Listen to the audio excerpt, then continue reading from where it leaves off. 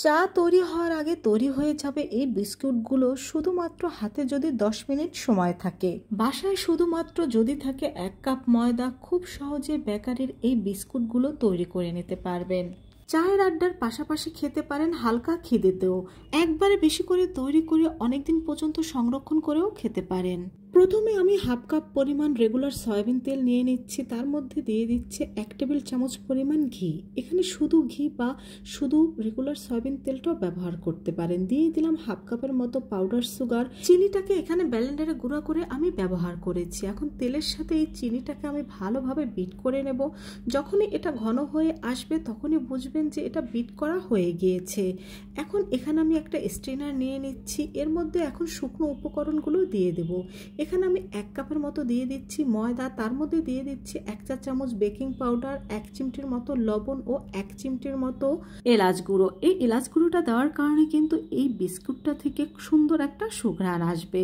এখন এই শুকনো উপকরণগুলো আমি চেলে নিচ্ছি। এখানে কিন্তু আমি 1 টেবিল চামচ পরিমাণ গুঁড়া দুধও ব্যবহার করেছিলাম, তবে সেটা পরে ব্যবহার করেছি, আপনারা দেখতে পাবেন।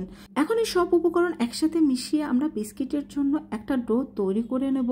এই ডোটা কিন্তু অনেক সফট হয়ে থাকে, আর পারফেক্ট বিস্কুটগুলো বানাতে হলে অবশ্যই কিন্তু মেজারমেন্টগুলো ফলো করতে হবে। এখানে কিন্তু আমি 1 টেবিল চামচ পরিমাণ গুঁড়া দুধ দিয়ে দিয়েছি। আপনারা চাইলে কিন্তু যখন শুকনো উপকরণ চেলে নিয়েছি তখনও দিতে পারেন। দেখুন এই ডোটা কিন্তু অনেক নরম ও সফট হয়েছে, আর এটা কিন্তু কোনো রেস্টে রাখার কোনো প্রয়োজন নেই। হাত ধুয়েই আমি কিন্তু বিস্কুটটা বানিয়ে নেব। বিস্কুটগুলো যেন সমান হয় এজন্য এখানে আমি একটা মেজারমেন্ট কাপ নিয়ে নিয়েছি।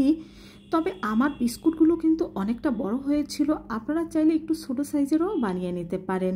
তো মেজারমেন্ট কাপ মেপে এখানে একটা ডো নিয়ে নিয়েছি। এখন এই ডোটাকে প্রথমে হাত দিয়ে ঘুরিয়ে গোল করে এরপরে এইভাবে করে আমি লম্বা করে নিচ্ছি। এখানে আমি এরকম লম্বা করে বিস্কুটটা তৈরি করে নিচ্ছি। আপনারা কিন্তু আপনাদের ইচ্ছে মতো যে কোনো শেপ দিয়ে এই বিস্কুটটা তৈরি করে নিতে পারেন। তো এখানে আমি একটা স্টিলের প্লেট নিয়ে নিয়েছি, তার মধ্যে কিছুটা ঘি ব্রাশ করে নিচ্ছি। তো ঘিটা ভালোভাবে ব্রাশ করে নেওয়ার পর এখানে আমি একটা কাগজ দিয়ে দিচ্ছি, আর এই কাগজটার উপরেও আমি কিছুটা ঘি দিয়ে দেব। তো কাগজের উপরেও কিন্তু আমি কিছুটা ঘি দিয়ে ভালোভাবে ঘিটা কাগজের গায়ে ভালোভাবে মেখে নিচ্ছি। এরপরে যে বিস্কুটগুলো আমরা তৈরি করে রেখেছিলাম সেই বিস্কুটগুলো এটার মধ্যে আমরা একটা একটা করে দিয়ে দিচ্ছি। বিস্কুটগুলো কিন্তু একটু ফাঁকা ফাঁকা করে দিতে হবে, কারণ এটা বেক করার সময় কিন্তু অনেকটা ফুলে যাবে।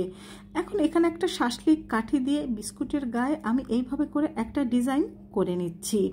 এই তো আমাদের বিস্কুটগুলো বেক করার জন্য তৈরি। তো চুলায় আমি একটা প্যান বসিয়ে দিয়ে তার মধ্যে একটা স্ট্যান্ড দিয়ে দিচ্ছি, আর দিয়ে দিচ্ছি বিস্কুটের মোল্ডটা। এখন একটা ঢাকনা দিয়ে আমি ঢেকে দেব, আর ঢাকনার উপরে যেই ছিদ্রটা রয়েছে এটাকে আমি একটা টিস্যু দিয়ে বন্ধ করে দেব। এখন চুলার হিট মিডিয়াম টু লো হিটে রেখে আমরা 10 মিনিট অপেক্ষা করব। তো ফিরে আসলাম 10 মিনিট পরে, আমাদের বিস্কুটগুলো কিন্তু বেক হয়ে গিয়েছে। তো বিস্কুটটা ঠান্ডা হওয়ার পরে এটাকে আমি মোল্ড থেকে তুলে নিচ্ছি। গরম অবস্থায় কিন্তু বিস্কুটটা একেবারেই তুলে নেওয়া যাবে না, কারণ গরম অবস্থায় বিস্কুটগুলো কিন্তু অনেক নরম থাকে, তাই ভেঙে যেতে পারে। তো দেখতেই পেলেন কতটা পারফেক্টভাবে আমাদের বিস্কুটটা হয়েছে। আর দেখুন একটা ভেঙে দেখিয়ে দিচ্ছি ভেতরটাও কতটা পারফেক্ট হয়েছে।